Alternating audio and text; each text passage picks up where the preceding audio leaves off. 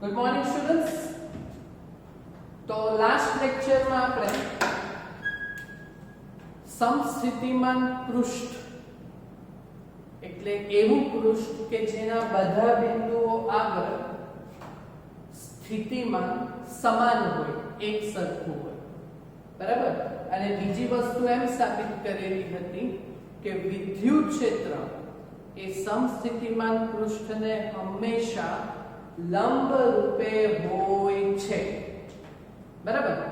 Okay, તો આ સત્ય ઘટના ઉપર આપણી પાસે સ્વાધ્યાયનો ત્રીજો જે એકદમ સહેલો દાખલો છે તે આપણે ડિસ્કસ કરીશું અને તેના પછી સ્થિતિ ઊર્જાનો ટોપિક, પોટેન્શિયલ એનર્જીનો ટોપિક, તેને હવે આપણે આ ડિસ્કશનમાં લેવાના છે. ઓકે, ચાલો. તો સ્વાધ્યાયનો ત્રીજો દાખલો જે 2 માર્ક્સના લેવલનો છે તેના ઉપર ફોકસ કરો. એકદમ ઈઝી દાખલો છે કે બે વીજભાર એક 2 માઇક્રોકુલમનો છે અને બીજો -2 માઇક્રોકુલમનો છે. એકબીજાથી કેટલા સેન્ટીમીટર અંતરે? 6 સેન્ટીમીટર અંતરે A અને B બિંદુઓ આગળ મૂકેલા છે. ઓકે, એટલે આપણે બે વિદ્યુતભાર લેવાના છે. એક Q1 2 માઇક્રોકુલમ અને બીજો Q2 -2 માઇક્રોકુલમ, અને બંને વચ્ચેનું અંતર કેટલું રાખવાનું છે? 6 સેન્ટીમીટર. ઓકે, ચાલો. તો આપણી પાસે બે સવાલ છે. પહેલો સવાલ, તંત્રના કોઈ સમસ્થિતિમાન પૃષ્ઠની તમારે શું કરવાની છે? ઓળખ. હવે એકદમ સિમ્પલ છે. જો હા, જોજો કે સમસ્થિતિમાન પૃષ્ઠ એટલે તેવું પૃષ્ઠ કે જેના દરેક બિંદુએ વિદ્યુત સ્થિતિમાન શું હોય? સમાન. હવે જો આ બંને વિદ્યુતભાર છે તો સમાન મૂલ્યના અને પરસ્પર શું છે? વિરુદ્ધ દિશામાં. સમાન મૂલ્યના અને પરસ્પર વિજાતીય છે, બરાબર. ઓકે, તો સમસ્થિતિમાન પૃષ્ઠ એ આ તેમની બેની વચ્ચે મળશે એવું કહી શકાય, બરાબર. તો બે વિદ્યુતભારોને જોડતી રેખાના મધ્ય બિંદુ C આગળ, બરાબર, મેં જો એક પૃષ્ઠ લીધું પણ એ પણ આ AB રેખાખંડને શું લીધું? લંબ. એટલે કે સમસ્થિતિમાન પૃષ્ઠ એ વિદ્યુત ક્ષેત્ર ને કેવી રીતે હોય? લંબ રૂપે. આમાં વિદ્યુત ક્ષેત્રની દિશા કઈ હશે? વિદ્યુત ક્ષેત્ર એ ધન વિદ્યુતભારથી ઋણ વિદ્યુતભાર એટલે એમ હશે ને. ઓકે, તો વિદ્યુત ક્ષેત્રને લંબ એટલે આ જ રીતે રખાશે આ એક સમતલ સપાટી. ખ્યાલ આવ્યો ને? ઓકે, તો આપણે શું કર્યું? આકૃતિ બતાવી દીધી ને એક સમસ્થિતિમાન પૃષ્ઠ બતાવી દીધું સમતલ ને લંબ. ઓકે, આકૃતિમાં બે વિદ્યુતભારોને જોડતી રેખાના AB ને લંબ મધ્ય બિંદુ C આગળ એક સમતલ રાખેલ છે. તો બોલો આ C બિંદુ આગળ આપણે સમસ્થિતિમાન પૃષ્ઠ કહેવાશે. ઓકે, ને તો એમના દરેક બિંદુ આગળ વિદ્યુત સ્થિતિમાન કેટલું હશે? તો ભાઈ આ C બિંદુ આગળ સ્થિતિમાન શોધી કાઢીએ ને. હા, તો બોલો આ C બિંદુ આગળ સ્થિતિમાન કોના લીધે મળે? આ અને આ વિદ્યુતભારને કારણે. એટલે VC બરાબર V1 V2. વિદ્યુત સ્થિતિમાનનું સૂત્ર KQ/R એટલે KQ1 અંતર આટલું આવશે. ખ્યાલ આવે છે ને? હા.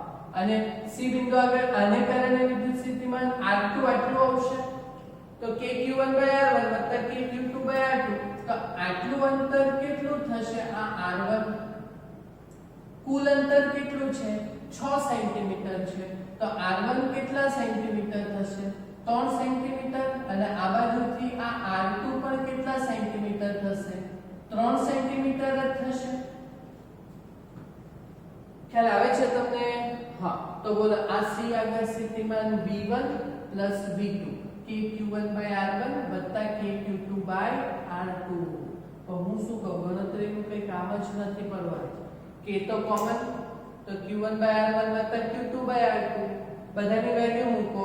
9 × 10⁹ 9, આ 2 × 10⁻⁶ R1 3 સેન્ટીમીટર છે મીટરમાં ભાગ્યા 100 0.03 Q2 ની વેલ્યુ જો Q2 ની વેલ્યુ કેટલી છે -2 × 10⁻6 છે અંતર કેટલું 0.03 બોલો હવે આ અને આ છે તો સમાન ને અને આ વત્તા ઓછા ઓછા એટલે આ બંને એકબીજા કેન્સલ થાય એટલે આપણો જવાબ કેટલો આવશે 0 બોલો ખ્યાલ આવ્યો ને તો બોલો આ C બિંદુ આગળ સમસ્થિતિમાન પૃષ્ઠ થઈ ગયું AB ને લંબ બરાબર ને જે વિદ્યુત ક્ષેત્ર એ સપાટીને કેવી રીતે હોય લંબ હશે ને તેના દરેક બિંદુ આગળ વિદ્યુત સ્થિતિમાન કેટલું છે 0 છે ખબર પડી કે નહીં અરે સમસ્થિતિમાન તો સમાન વિદ્યુતભાર છે ને પરસ્પર વિરુદ્ધ એટલે વચ્ચે એક પૃષ્ઠ દોરી દીધું વિદ્યુત ક્ષેત્રને લંબ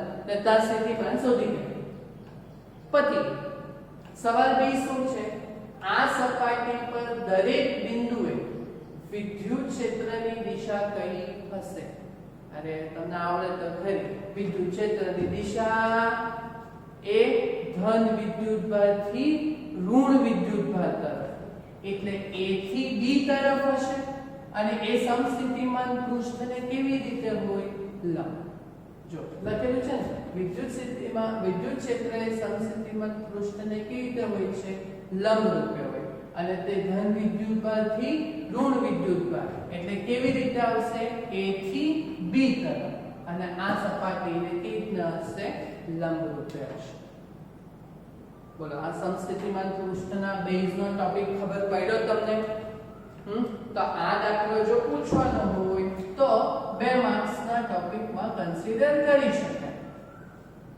કેટલા માર્ક્સ 2 માર્ક્સમાં કન્સિડર કરી શકાય ઓકે ક્લિયર ચાલો તો હવે આપણે નવા ટોપિક ઉપર આપણે આગળ વધવાનું છે બરાબર તો બાહ્ય વિદ્યુત ક્ષેત્રની ગેરહાજરીમાં કોઈ બીજા બધા વિદ્યુતભારોના તંત્રનું કોઈ વિદ્યુત ક્ષેત્ર ન હોય ત્યારે ઓકે એટલે બાહ્ય વિદ્યુત ક્ષેત્રની ગેરહાજરીમાં વિદ્યુતભારના તંત્રની શું શોધવાનું છે સ્થિતિ ઊર્જા ટોપિક સમજો આપણે સૂત્ર બનાવશું ને એટલે એના ઉપરથી આપણને દાખલા સોલ્વ કરવાનો ખ્યાલ આવશે બરાબર તો સ્થિતિ ઊર્જા પોટેન્શિયલ એનર્જી U બરાબર પોટેન્શિયલ એનર્જી સ્થિતિ ઊર્જા તમને ખબર ને ગતિ ઊર્જા આવે કેપિટલ કે કાઇનેટિક એનર્જી એવી જ રીતે બે વિદ્યુતભારો માટેનું સ્થિર માટેનું હોય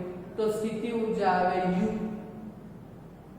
બરાબર ઓકે તો આપણે શું કર્યું પહેલા બે વિદ્યુતભારના તંત્ર માટેનું આપણે સ્થિતિ ઊર્જાનું આપણે ચેક કરીએ હા ચાલો જોજો એક વિદ્યુતભાર અહીંયા રાખ્યો Q1 બીજો વિદ્યુતભાર અહીંયા રાખ્યો અને બે વચ્ચેનું અંતર કેટલું છે સ્મોલ r જેટલું છે કેટલું છે સ્મોલ r જેટલું છે બરાબર ચાલો હવે ઊર્જા ક્યારે આવે કોઈ પદાર્થ ગતિ ક્યારે કરે જ્યારે તમે તેના ઉપર કાર્ય કરો તો એ જ કાર્યનું ઊર્જામાં રૂપાંતર થવાનું બરાબર તમારે અહીંયા ઊર્જા સ્થિતિ ઊર્જાનું સૂત્ર લાવવાનું છે બરાબર તો એ સ્થાનમાં ફેરફારને આધારિત સ્થિતિ ઊર્જા ખ્યાલ આવે છે ને હા વેગમાં ફેરફારને આધારિત ગતિ ઊર્જા અને સ્થાનમાં ફેરફારને આધારિત સ્થિતિ ઊર્જા બરાબર ચાલો તો આપણે શું કરશું આ Q2 વિદ્યુતભાર છે ને આ Q2 વિદ્યુતભારને Q1 સુધી લઈ જશું ખ્યાલ આવે છે આ Q2 વિદ્યુતભારને Q1 સુધી લઈ જશું બરાબર અથવા તો Q1 વિદ્યુતભારને Q2 સુધી લઈ જશું ફરક કઈ નથી પડતો બરાબર ચાલો તો આપણે જે વાક્ય છે તે Q2 વિદ્યુતભારને મારે જો Q1 સુધી લઈ જવાનું હોય બરાબર તો સ્મોલ r જેટલું સ્થાનાંતર કરાવવા માટે આપણે કાર્ય કરવા પડે તો આ કાર્યની વ્યાખ્યા કાર્ય બરાબર બળ ગુણ્યા અંતર બરાબર તો બળ નું સૂત્ર kq1 q2/r² ઇન્ટુ અંતર કેટલું r તો kq1 q2/r જવાનું ખ્યાલ આવે છે ને? હા, પણ આપણે જે એ કાર્યની વ્યાખ્યા કરશું તે આપણે સ્થિતિમાનના ટોપિકને અનુલક્ષીને કરશું. બરાબર? તો ચાલો સ્થિતિમાન, વિદ્યુત સ્થિતિમાનની વ્યાખ્યા શું? તો V બરાબર W by Q. તો W બરાબર Q into V થશે. ઓકે, તો કયા વિદ્યુત ભાર ઉપર કાર્ય કર્યું? Q2 ને Q1 સુધી લઈ જવાનું છે. એટલે Q2 ઉપર કાર્ય કર્યું એટલે W બરાબર Q into V. આ કાર્ય Q2 પર એટલે Q2, આ તો V વિદ્યુત સ્થિતિમાન આનું, Q1 વિદ્યુત ભાર. ઓકે, એટલે V1. ઓકે, Q2 નું એમ જ, એટલે V1 નું સૂત્ર K Q1 by અંતર કેટલું છે? આ. તો બોલો સૂત્ર શું બન્યું કાર્યનું? K Q1 Q2 by અંતર આ. બોલો આ આપણા કુલમ્બના નિયમ જેવું જ બનેલું છે. ખ્યાલ આવે છે કે તમને? કે આ જો વિદ્યુત સ્થિતિમાનનું સૂત્ર શું આવે? KQ by R આવે કે નહીં? હા, તો કાર્ય એ જ ઊર્જા, તો એમાં એક Q ગુણાવાનો, તો K Q1 Q2 by R જેટલું થવાનું કે નહીં સૂત્ર? આ કાર્ય એ સ્થાનના ફેરફારને આધારિત છે વિદ્યુત બળના. એટલે આ કાર્ય એ કયા ઊર્જા સ્વરૂપે સંગ્રહ પામે? સ્થિતિ ઊર્જા સ્વરૂપે સંગ્રહ પામે. ઓકે, તો બોલો આ સ્થિતિ ઊર્જાનું સૂત્ર બે વિદ્યુત ભારોના તંત્ર માટે બાહ્ય વિદ્યુત ક્ષેત્રની ગેરહાજરીમાં આ સૂત્ર તમને સમજ પડી? સમજ પડી કે નહીં? ક્લિયર? Okay, okay. હવે આપણે ત્રણ વિદ્યુત ભારોના તંત્ર, આ બે વિદ્યુત ભારો માટે આપણે શું બનાવ્યું સૂત્ર? K Q1 Q2 ના છેદમાં R. આ સ્થિતિ ઊર્જાનું સૂત્ર. ઓકે, અને ઊર્જાનો એકમ જૂલ. બરાબર? ખ્યાલ આવ્યો તમને? હા ને? ચાલો હવે આપણે ત્રણ વિદ્યુત ભારો વચ્ચે આ મેચ કરીએ, ક્રિકેટ મેચ. ચાલો, તો ત્રણ ટીમ છે આપણી પાસે. બરાબર? ચાલો, તો ત્રણ જણા વચ્ચે આપણે ત્રિકોણીય જંગ રમાવવાનો હોય તો કેટલી મેચ રમાય? તો જો વિદ્યુત ભાર Q1, વિદ્યુત ભાર Q2, વિદ્યુત ભાર Q3. આ Q1 અને Q2 વચ્ચેનું અંતર R12, આ બે વચ્ચેનું અંતર R13 અને આ બે વચ્ચેનું અંતર R23. તો બોલો આ વિદ્યુત ભારના તંત્રને દર્શાવેલ વિદ્યુત ભારોના જસ્ટ સેકન્ડ આ વિદ્યુત ભારો ના તંત્રની સ્થિતિ ઊર્જાનું સૂત્ર બનાવવાનું હોય તો આ જ પ્રમાણે બને.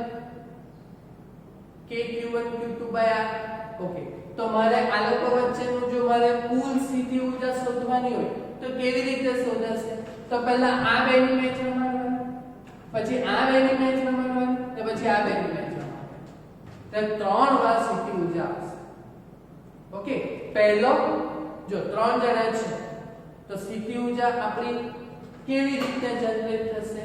પહેલું અને બીજો વિદ્યુત ભાર વત્તા પહેલો અને ત્રીજો વિદ્યુત ભાર વત્તા બીજો અને ત્રીજો વિદ્યુત ભાર. નહીં ખ્યાલ આવ્યો તમને? સ્થિતિ ઊર્જા આપણે અહીંયા ત્રણ વિદ્યુત ભારના તંત્રની છે. જો બે વિદ્યુત ભાર માટે કેટલું મસ્ત હતું? K Q1 Q2 by R.